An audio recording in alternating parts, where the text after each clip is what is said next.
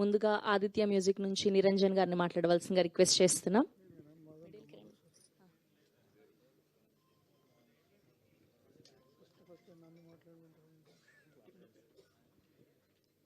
Good morning everyone, press and media.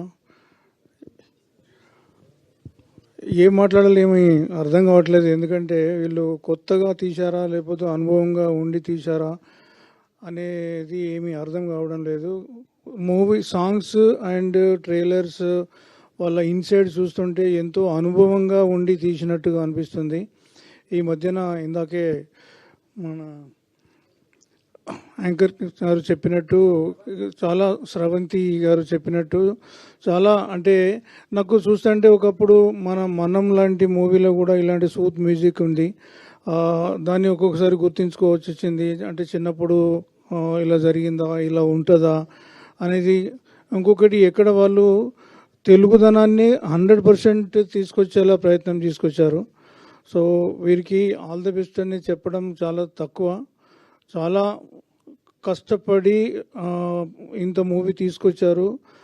And ఈ రోజుల్లో ఇలాంటి సినిమాలు రిలీజ్ అవుతాయా అనే డౌట్ లేకుండా వాళ్ళే ముందుకు వచ్చి ధైర్యంగా 21st రిలీజ్ చేస్తున్నారు.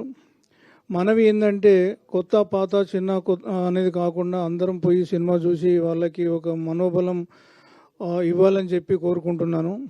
మా తరఫున వాళ్ళకి మేము ముందుకొచ్చి మోహన్ గారికి, శంకర్ గారికి, గుడప్పన్ గారికి, తర్వాత వాళ్ళందరికీ ధైర్యం చెప్పి మేము సాంగ్స్ తీసుకొని అన్ని మాధ్యమాల ద్వారా వాళ్ళకి మంచి ప్లేస్మెంట్స్ ఇప్పించేలా ప్రయత్నం చేస్తున్నాము. ఇంకా కూడా రేపు ఈరోజే ఇప్పుడే జూక్ బాక్స్ కూడా లైవ్ అయింది. మిగతా సాంగ్స్ ఇప్పుడు మనం చూసిన కాకుండా ఇంకా కొన్ని సాంగ్స్ ఉన్నాయి.